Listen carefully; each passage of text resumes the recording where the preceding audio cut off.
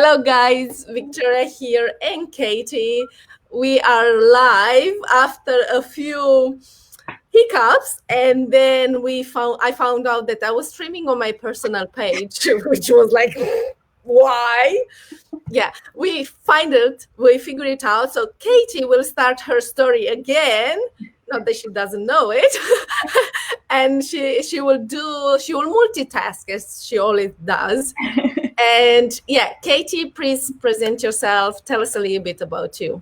Hi, everyone. I'm Katie Allen, and I'm a Lamaze Certified Childbirth Educator. I have been doing this now for 2 years, and my passion is just working with expectant parents to give them the information and evidence around pregnancy, birth, and postpartum about what it's like when you bring your baby home and what's normal, what's not, and giving you the tools to create the birth and the postpartum that you want, because it's all about you. I fully believe that my job is to give you the evidence, and your job and the information is to make the decisions. I'm a mum of 3 children. My youngest is Master James, whose hands and legs you can see here. He's having a bit of a feed. He's 17 months old. I have Mr. H, who's 5 in September, and Miss S, who is 7.5. So life's busy, but we have a lot of fun. Yeah. And it's through the birth of my kids that I really found this passion for childbirth. I've always wanted to be in a job where I help people, and I'm really fortunate now that I get to do that in a really amazing setting. So yeah, the prenatal classes I do are in the comfort and privacy of your home. Either I come out and teach you in your house, or at the moment we're doing them via Zoom, just in trying to keep everyone safe. And yeah, I really love it. Yeah, and like you said, you didn't know that you really love doing this job until you had your children. That's right. Yeah, I was really lucky to have an amazing midwife with the birth of my first child with Miss S, and it lit a passion. Absolutely. Yeah, that's really important. I do remember that I did do the prenatal classes, and I connected with my midwife, but somehow I missed that day off, or she missed it, and I had my the other midwife, which she was like, not interested. And again, having that plan, if something happens, what do you do? It's so important. And I'm one of the moms who prepares, and then if it doesn't work, I will figure it out in that moment. But I always like to have a plan for a plan. But the only thing we talked is that the fact that nobody prepares you after. No. And, that's the biggest change, because when you birth your baby, you're also birthing a new role for yourself as a mum. And so many of us live in isolation without our mums around us.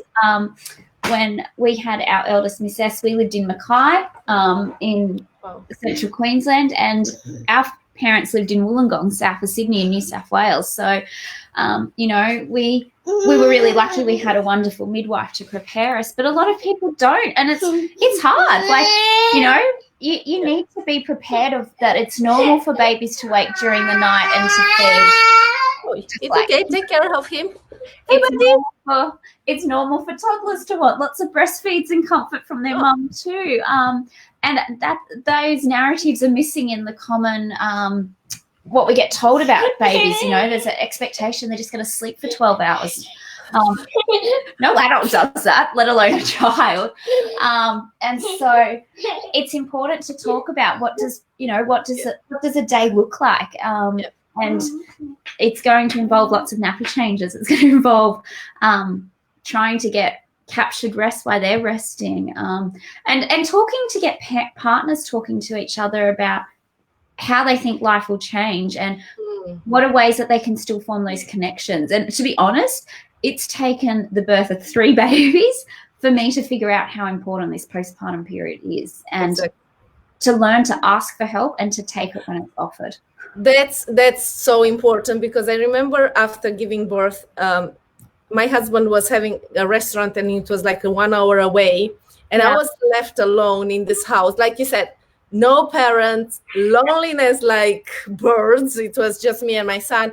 It somehow was good because I was able to connect with him.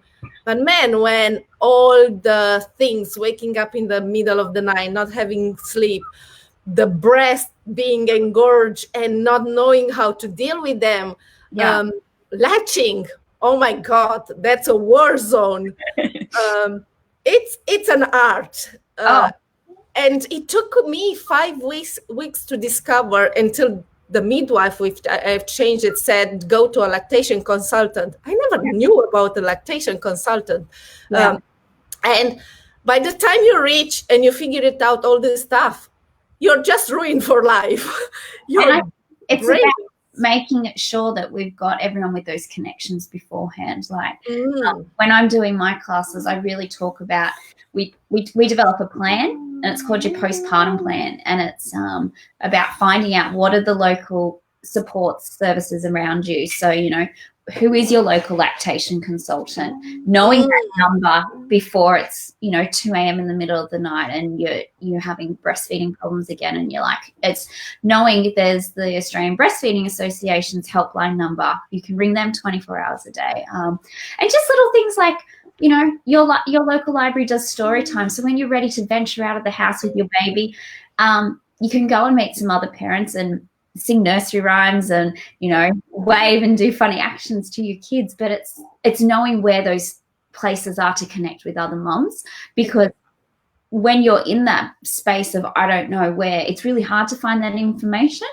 Yeah. If you've got that beforehand, you can go, you know, it might be filed away, but you can go, oh, wait a minute, Katie said something about this. Let's go back, or, you know, let me send her a message and see what she recommends, or, you know, where was that place? Because not all of us also have friends that are having babies at the same time as we are too. And that can be hard too, negotiating those changes. And also because now we are part of so many moms groups, and all of us has opinion and experiences. You know, it's so easy. I always say I have opinion. They are free. So and giving your opinion is one thing, but sometimes you can go over that opinion and you have to do it this way, and your baby is not the same like my baby. And the best thing will be, even I remember when I moved, is to get knowing the place or get in touch with someone who knows you and direct you a little bit in a more controlled way than in the masses. Yeah, that's really important, because, you know, you need someone that, I think in those groups it's so easy to get lost to, and you can easily feel like everyone's telling me, you know, my baby should be doing this and things like that, and we're not listening to what we want. I start with my classes and say, I'm going to share a lot of information, but if it doesn't sit right with you, or you don't think that this is going to work for me, just discard it. That's totally fine. You know, there is nothing wrong with that, because this is your baby. And you might go, no, that doesn't work for us, Katie. And that's great. Talking about prenatal stuff, and I know I've seen from experience that one of my friends, usually we know women can get the depression, but also men can get it too. Yes. Yeah. 1 in 10 dads will experience postpartum depression. But 1 in 7 women will experience it as well. And we're finding that a lot of men are experiencing it from the birth trauma. So it's not just women identifying with birth trauma, it's men. It's men identifying and saying, I didn't have that control. And men are fixers. We know men want to fix things. And in birth, it's hard unless you've gone and done that work beforehand and you've figured out how we can help each other and develop those toolkits together. And then there are times where birth just goes out the window and it does become really traumatic. So it's about remembering supporting mums and dads, because we birthed a new dad too. And sometimes we forget about dads, I think, as well. Like, as you were saying, Victoria, you know, your husband was back at work, you know, running a restaurant. Like, that's hard work, let alone throwing in all those thoughts around being a new dad and everything like that too. So I think we need to remember that it's about dads as well as mums too. And I know sometimes I can get caught up in saying, expectant mums, and I have to remind, no, it's parents, Katie, because we're educating both of the parents here. And this is a thing which I'm changing now in my business, because I always talk with the mom. Oh, come to the photography session, mom. Come to the mom. And yes, my goal is for mom to be in the pictures, because I'm a mom, and I know my husband takes pictures like blurry, half of my face is in the bush somewhere. But now I changed a little bit my thinking. I said, no, dad has to be in here too. Yeah. Even for 30 minutes, and then he can go outside, he can walk. I don't care what he does after that. But somehow, every step of the way as a family, you have to be connected. Yeah. Even in this pregnancy, even in the classes. And I get it. My husband he was in Lululand. He had no idea what happened. And he doesn't have an idea about the bank account now either. So we know the relationship. But at least I knew he will be there, you know.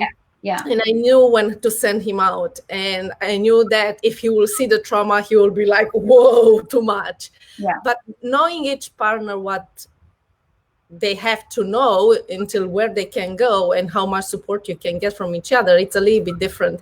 And also mom knowing that, okay, he's under stress, what do we do now? Because the impact on them, like for us, it's easier. We recognize, okay, I'm depressed, or I could be depressed, but men are having a different ego in there. And I think it's also too, it's about if we don't recognize the signs in us of what's beyond normal baby blues, it's about making sure our partner recognizes those signs too. Exactly. So they can have that conversation. Very good point. So, you know, and I think we are getting better as a society discussing, you know, perinatal anxiety and depression. So not just at post-birth, but, you know, some women experience it when they're pregnant. Anxiety as well too. So, and that's where you have the benefit, you know, if you have a known midwife and you're able to establish that relationship and talk through those feelings and that, then we know that a known midwife will help reduce those symptoms too. The biggest outcome on your birth is your care provider. So it's really hard, you know, in those first 12 weeks when we find out in that first trimester when we're pregnant, we make so many decisions, and sometimes we don't even realize how big those decisions are about, you know, our care provider or that. And I think some of these things we need to be talking about before we fall pregnant too, like thinking, you know, what does birth mean to us? Where would I like to birth? How would I like to birth? And, you know, what do I want that to look like? So when we get to that stage, you can go, oh, all right, I can talk to my friends and find out. And it's not just saying, you know, who is your obstetrician or who is your midwife? It's why did you like them? What did they do? You know, and sometimes what works for you won't work for someone else. And if it's not working in those early stages, trust your gut and say, you know what? Let's go look somewhere else. Not for me. Oh, you're so on point on this. And it's good that we went into the birth memories part right now, because somehow I relate so much to this. And when somebody calls me and asks me how much, and I'm like, it's not about the money part. It's not about how much. It's about, do you like me? Do you even know if I'm vaccinated, or even if I will behave okay with your baby? Maybe I'm brutal. Maybe I swear. Maybe I smoke.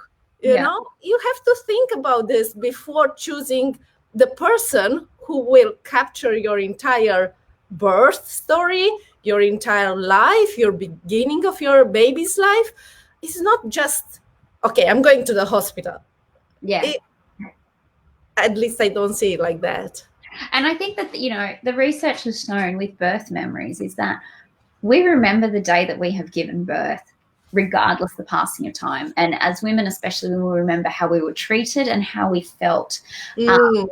And we remember that for the positives and the negatives. Like, it's not just around the negative as well. And an example for that, so I birthed our two eldest children in Mackay, the birth centre, and they looked at closing the birth centre and using it as a COVID area. Yes. They had women that had birthed there 20 years ago that sent emails to the friends of the birth centre saying, I didn't realise how much of an impact the birth centre had on me until I saw it was going to be taken away. So 20 years ago, later, these people are going, this is important. We need to do something to keep it. And, you know, those birth memories are profound, because I'm sure if we ask anyone who's watching that has birthed a baby, they can tell you key details about that birth. You know, we might not be able to remember what we did a year ago, but it sticks in our mind. And I guess that's sometimes where I see second-time mums and third-time mums that are coming and saying, I want to do something different this time. The first time maybe wasn't what I thought it should be, and I want some information about how can I make this a different experience too. And it's sad that we're seeing that. But, you know, it's a chance to change the narrative, give some information, and get people informed so they can create positive birth memories too. And, you know, there are ways, if there are also expectant parents that are watching this and going, you know what, my first birth was, I identify it as being traumatic, and what Victoria, you identify as trauma might be different to what I identify as trauma, and it's working through those. And there are some wonderful organisations that can help you. And there's one in Brisbane called Birth Talk that actually, that's their speciality. That's their jam, is working with birth trauma.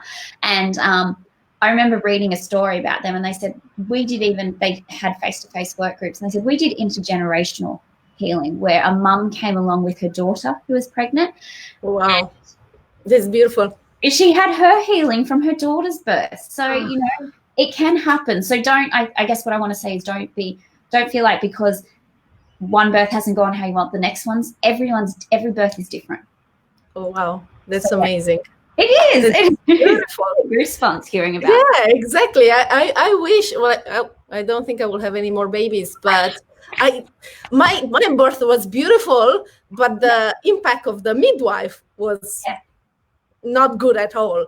And somehow you remember that more than the entire thing, what happened. And it has an impact on you, because I'm like, my midwife wasn't like that. I wish it was different, because I could have done it alone.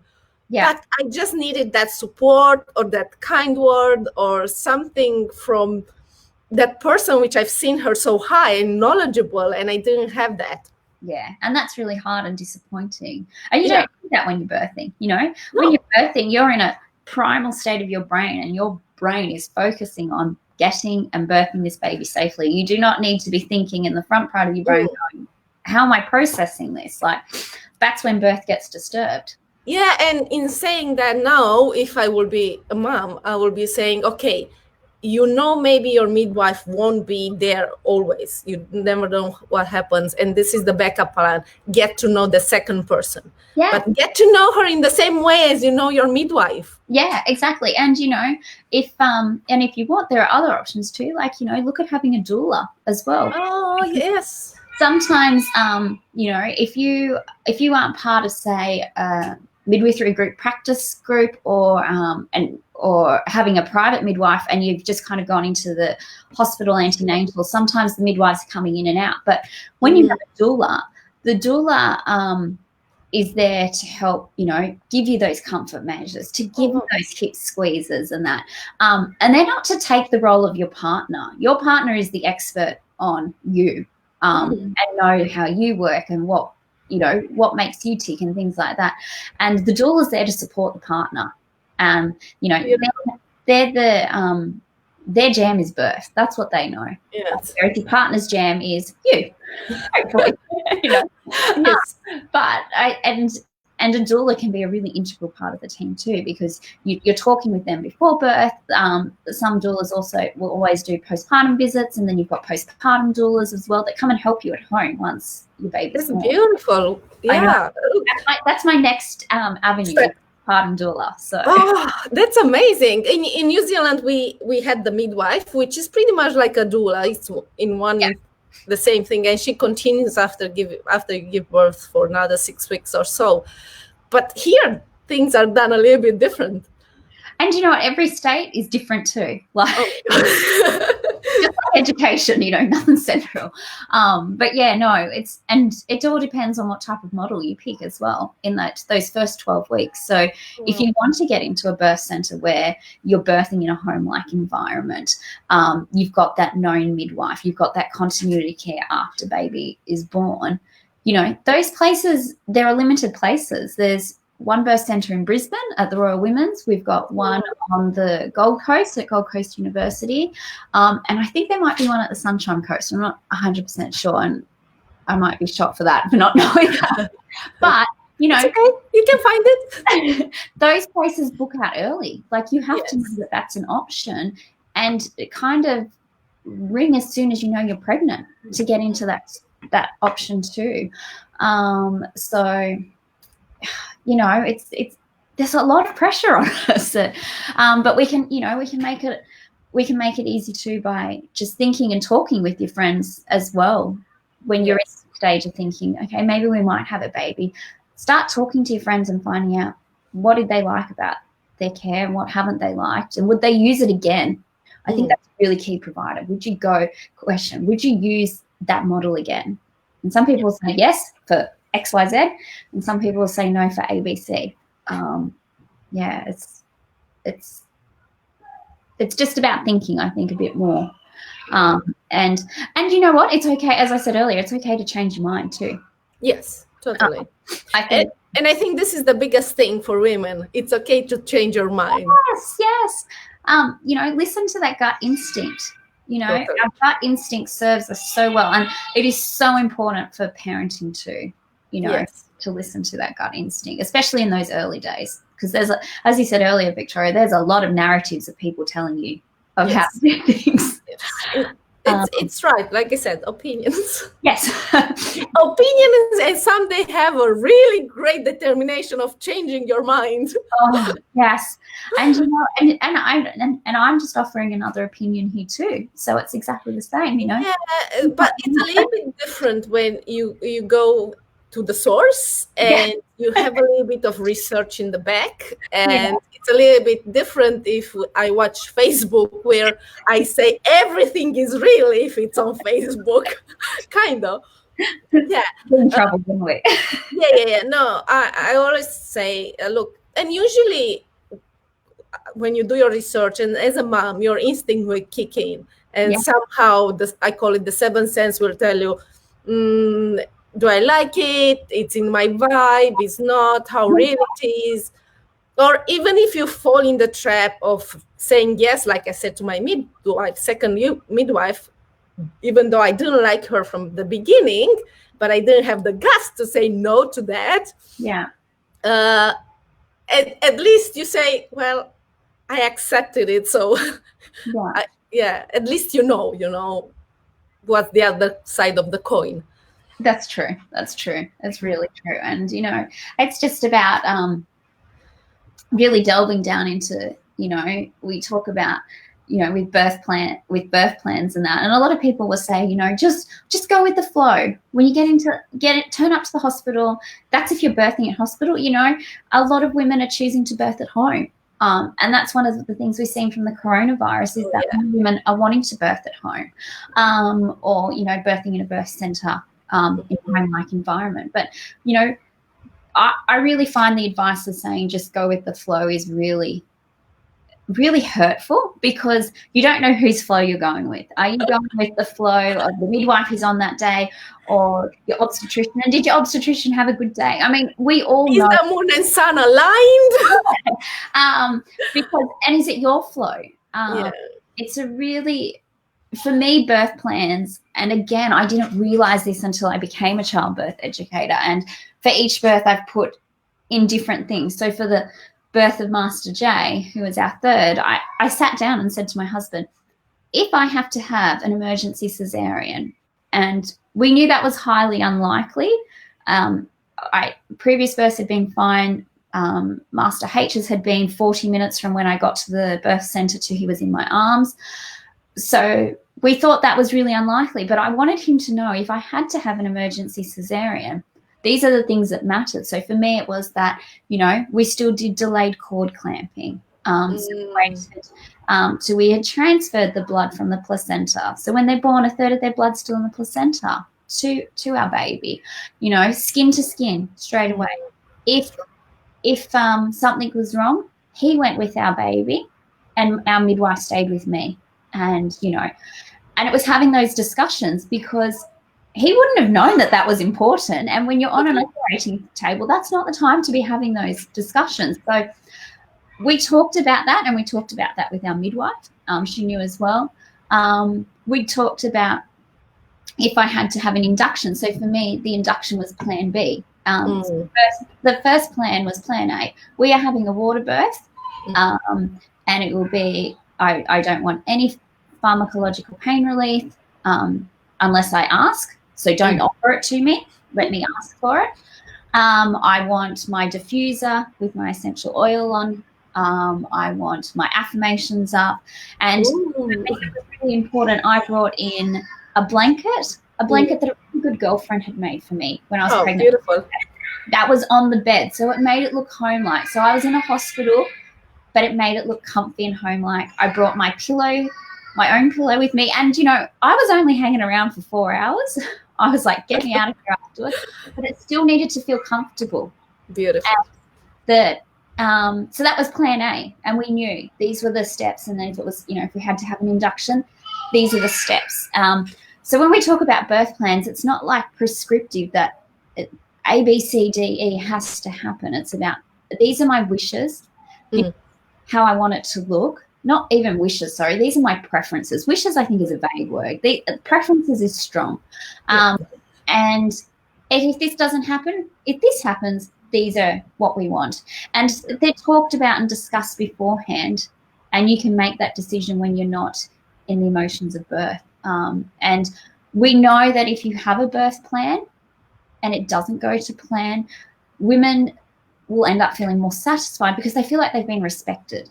Yes. And their choices have been. So I really, really think they're worth sitting down and doing. If anything, it gets you and your partner on the same page, because if you've got one person that's like, you know, I don't want any drugs offered, and you've got a partner going, yeah, I think you should, you don't need that energy.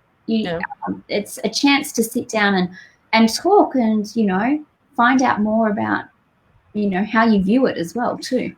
Yes, totally agree. When I had my birth and I knew my husband, he will be in the clouds, but I had my best friend with me, which knew the drill. Yes. And pretty much if my husband was there just because I needed him to be there, but she was my support.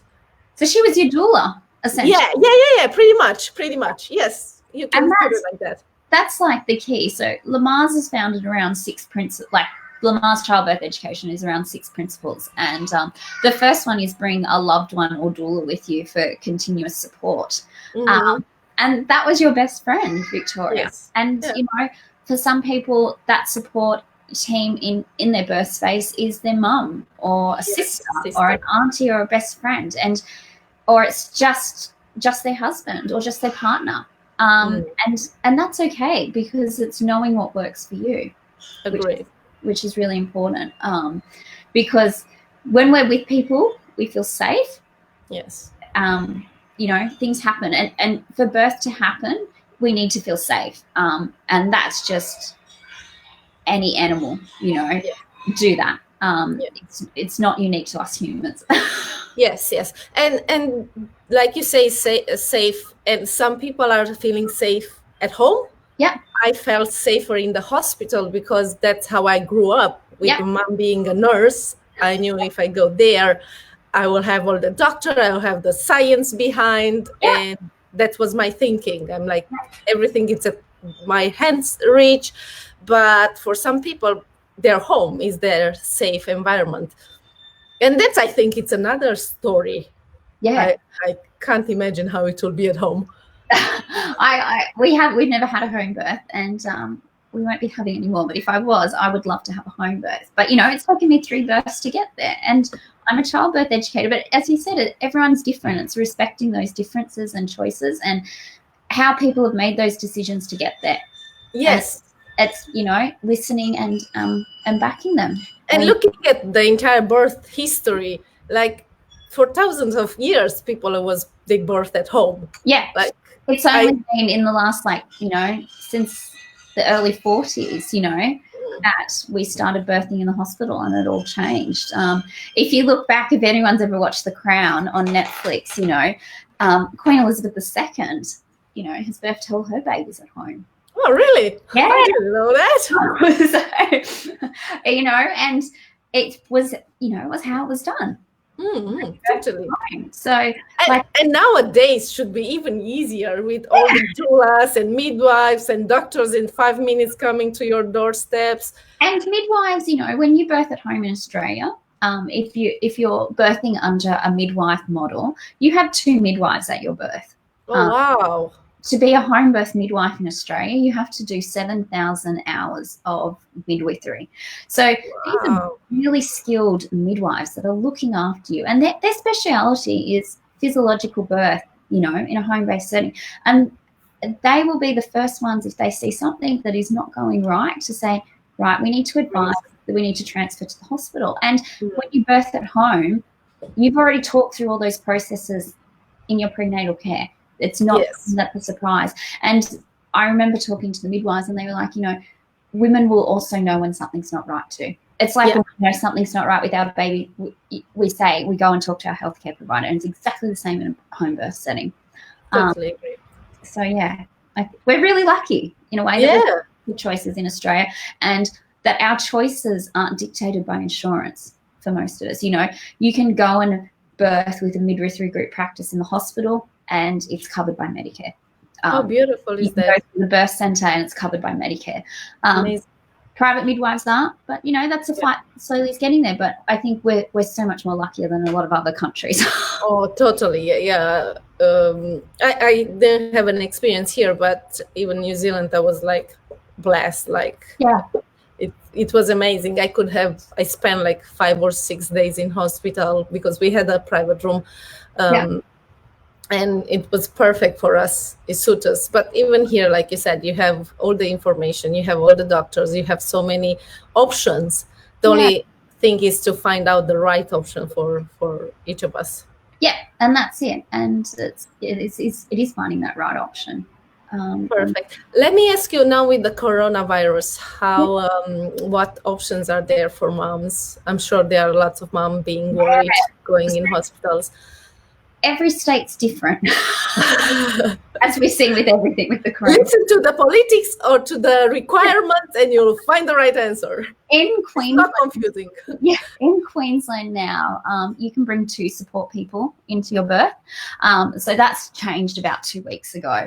The Queensland Health Department and the Chief Medical Officer have lifted those restrictions. So up until then, it was only 1 support person. So you could only take 1 person with you. So if you'd hired a doula, you had to pick between your partner and your doula. Oh, God.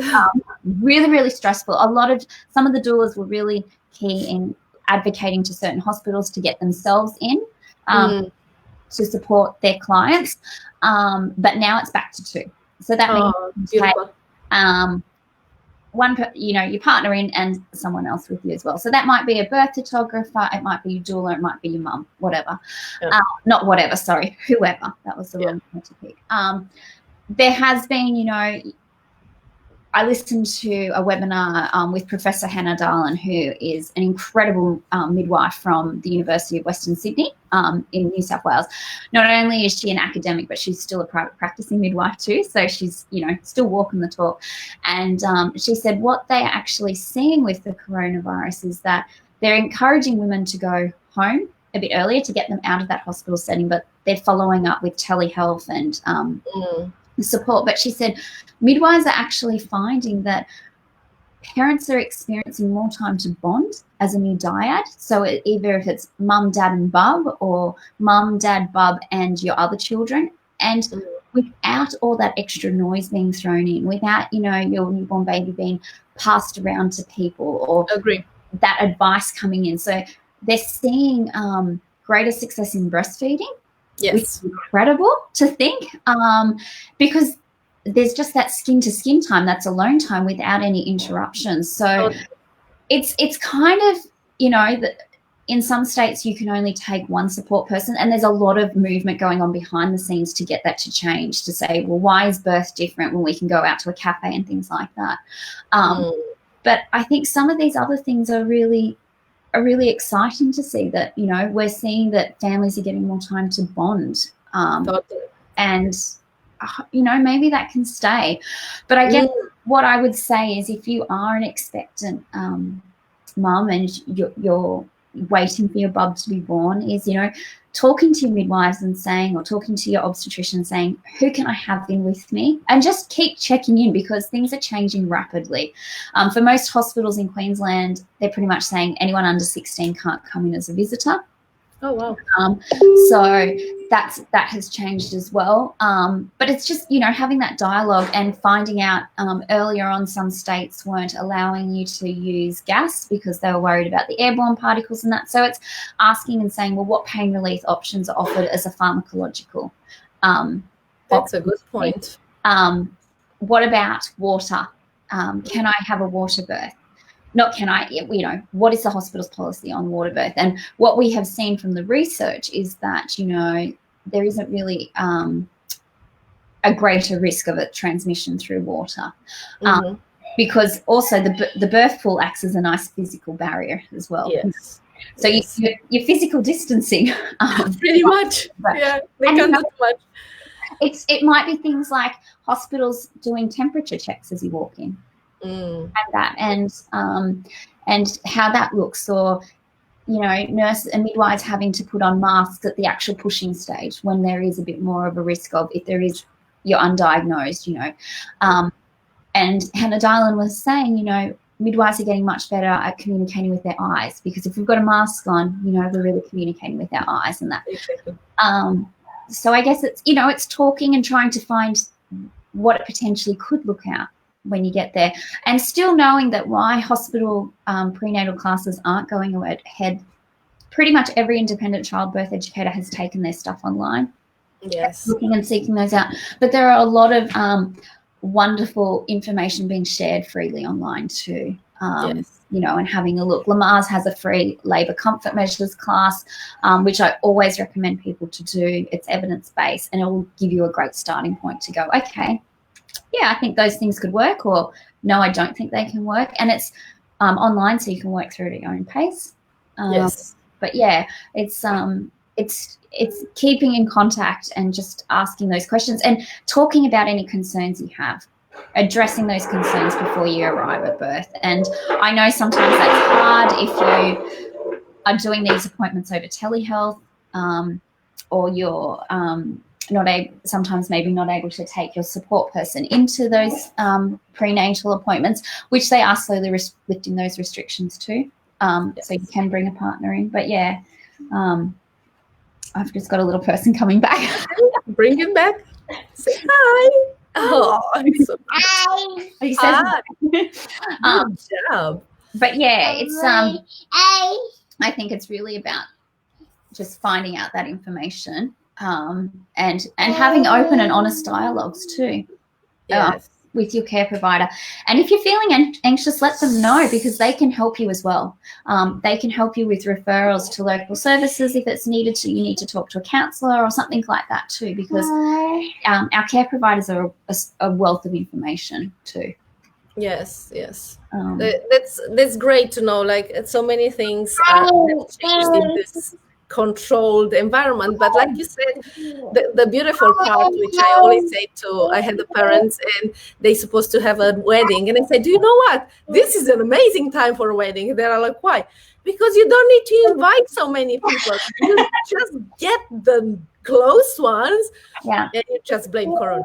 And it's the people, you know, having the people that matter, and that support. Yeah, and you know, the wedding is about the marriage, is the ceremony and that commitment, and you know, the party afterwards is a great fun time. We all know that. Just send the gifts, and that's like with the new parents. Don't worry to go at the door. Order the food by that car thing, which I forgot. Bring them, you know, order them Uber, give them exactly. bake some, now that we're seeing more restrictions lifted, bake something and drop it on their doorstep, or, ring up and say, I'm off to the shops. Yeah. What do you need? And just picking up those extra things, because, as we're heading into winter, maybe you're being a bit loud, might not want to go out too. But there are so many things we can do to help, and it can even just be, ring me if you want someone to just listen. And I think my biggest advice is also to friends and family, if someone wants to share their birth story with you, just listen, because that is such a privilege to hear someone's birth story. You are being invited into such a special time of their life. Just sit down and listen. Totally agree with this, and took me years to learn this. And I think it was a famous guy who said, just listen, even if she's wrong, just listen, don't say anything, because how important is for you doesn't matter. It's how important is for her. That's amazing. Yes, we can do so much nowadays to support each other, and having all the resources and being kind. I think it's the way how we should go. Very, very much agree. Very, very much agree there. No. And somehow, this is my thing, which I say, somehow women's are becoming lioness with women when they don't have to. Because even if you're not, there was that commercial with the different moms were fighting over breastfeeding, bottle feed, and you remember the pram was going and rolling down, and everybody was running after that. So just run after the same purpose in the end. Happy of the child, happiness of the mom, and because in the end, if the mom is happy, the child will be happy. And I always say, a happy mom, a happy child. When you get older, that child will take care of you, man. I remind my father-in-law of that quite a lot. I always say, if you don't take care of this child well enough and you tell him he's a brat or anything else, remember, this brat comes after you later. And, when we treat with love and care, that's what's shown back to us. Totally agree with this. It starts from day dot. Yeah, totally. Katie, tell me, I forgot to ask you, what do you like to do in your spare time? We know we love pregnancy and all this stuff, but what do you like to do in your spare time? I love cooking. Maybe we will join into it. I love cooking and I love sewing. I have always wanted to be able to learn to sew. So I learned to sew in high school, but that was a long time ago. And I can remember for years saying I wanted to just learn to sew so I could make our kids clothes when we had kids. And I enjoy sewing. Sewing is forgiving. Is it? Well, when you make a mistake, you can unpick and start again. Yeah, you might yell at the machine or things like that. Well, I do. I haven't discovered mine yet. It's still brand new. We'll get there. It's forgiving, and I find it, for me, it's just my time to just relax. So, I usually make the kids Christmas outfits. Last year I didn't because I did make them Christmas outfits. I didn't make Easter outfits this year because this year was just too hard with Easter. But for special occasions, and so I like that they all have matching. So, I'll make the boys. Last year I made them button-down Christmas shirts, and my daughter a dress, the same material. When I was pregnant with Master J, he is a Christmas Eve baby. Oh my God! Beautiful. He was due on the 21st, and we didn't know what we were having. We elected to have a surprise, and so I was sewing, and so I sewed Miss S a dress. I chose Master H shorts, and I was like, right, I need to make an outfit. So if our baby's here for Christmas, they have a Christmas outfit, so they match. And so I made a pair of shorts, and I made a pair of a skirt as well. Mhm. I was going to make a dress, and then I thought that was just a bit overkill, just a simple skirt.